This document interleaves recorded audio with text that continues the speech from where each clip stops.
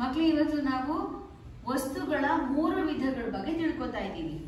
ತೇಲುವ ವಸ್ತುಗಳು, ಮುಳುಗುವ ವಸ್ತುಗಳು, ಕರಗುವ ವಸ್ತುಗಳು. ಇಲ್ಲಿ ನಮ್ಮ ಮುಂದೆ ಒಂದು ಪಾತ್ರೆಯಲ್ಲಿ ನೀರಿದೆ. ಈ ನೀರಲ್ಲಿ ನಾವು ಕೆಲವೊಂದು ವಸ್ತುಗಳನ್ನ ಹಾಕ್ತೀವಿ.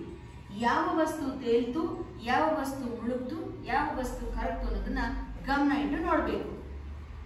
ಇಲ್ಲಿ ಒಂದೆರಡು ಎಲೆಗಳಿದೆ, ಎಲೆಗಳನ್ನ ಹಾಕ್ತಾ ಇದ್ದೀನಿ. ಎಲೆಗಳು ಏನಾಗ್ತಾ ಇವೆ? ಎಲೆಗಳು ತೇಲ್ತಾ ಇದ್ದಾವೆ ಅಲ್ವಾ? ಈಗ ಇಲ್ಲಿ ಕಲ್ಲುಗಳಿದೆ, ಕಲ್ಲುಗಳನ್ನ ಹಾಕ್ತಾ ಇದ್ದೀನಿ.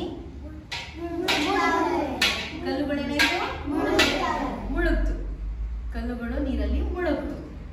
ಇನ್ನು ಉಪ್ಪು ಮತ್ತು ಸಕ್ಕರೆನ ತಗೋತೀನಿ. ಇದು ಉಪ್ಪು. ಉಪ್ಪನ್ನ ಹಾಕ್ತಾ ಇದ್ದೀನಿ ನೀರಲ್ಲಿ. ಏನಾಯ್ತು? ಉಪ್ಪು ನೀರಲ್ಲಿ ಕರಗೋಯ್ತು. ಹಾಗೆ ಸ್ವಲ್ಪ ಸಕ್ಕರೆ ತಗೋತೀನಿ. ಇದು ನೀರಲ್ಲಿ ಹಾಕ್ತೀನಿ. ಸ್ವಲ್ಪ ಹೊತ್ತು ಬಿಟ್ಟು ನೋಡಿದ್ರೆ ಸಕ್ಕರೆ ಏನಾಗಿರುತ್ತೆ? ಕರಗಿರುತ್ತೆ. ಮತ್ತೆ ಇಲ್ಲಿ ಪ್ಲಾಸ್ಟಿಕ್ ಕವರ್ ಇದೆ, ಇದನ್ನು ಹಾಕ್ತೀನಿ. ಏನಾಗ್ತಾ ಇದೆ? ತೇಲ್ತಾ ಇದೆ. ಮತ್ತೆ ಇದು ಕೆಲವೊಂದು ಸ್ಪಾಂಜ್ ಇದೆ, ಇದನ್ನ ಹಾಕ್ತೀನಿ. ತೇಲ್ತಾ ಇದೆ. ಮತ್ತೆ ಉಪ್ಪು ಹಾಕ್ತೀನಿ. ಉಪ್ಪೇನಾಯ್ತು? ಕರಗಿತು. ಎಲೆನ ಹಾಕ್ತೀನಿ. ತೇಲ್ತು ಅಲ್ವಾ? ಇವಾಗ ನೀವು ಹೇಳಿ, ಯಾವ ಯಾವ ವಸ್ತುಗಳು ತೇಲ್ತಾ ಇದೆ?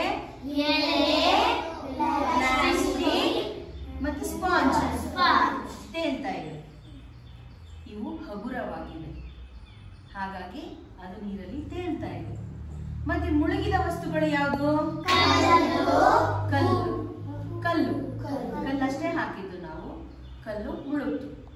ಕಲ್ಲಿಗೆ ತೂಕವಿದೆ, ಹಾಗಾಗಿ ಅದು ನೀರಲ್ಲಿ ಮುಳುಗ್ತು. ಮತ್ತೆ ಇನ್ನೂ 2 ವಸ್ತುಗಳನ್ನ ಹಾಕಿದೆ. ಯಾವುದು ಅವು? ಉಪ್ಪು ಮತ್ತು ಸಕ್ಕರೆ. ಅವು ನೀರಲ್ಲಿ ಏನಾಯ್ತು? ಕರಗ್ತು. ಗೊತ್ತಾಯ್ತಾ ಇವಾಗ? ಈಗ ನೀವ್ಯಾರು ಒಬ್ರು ಸಂಜೆ ನೀನ್ ಹಾಕು.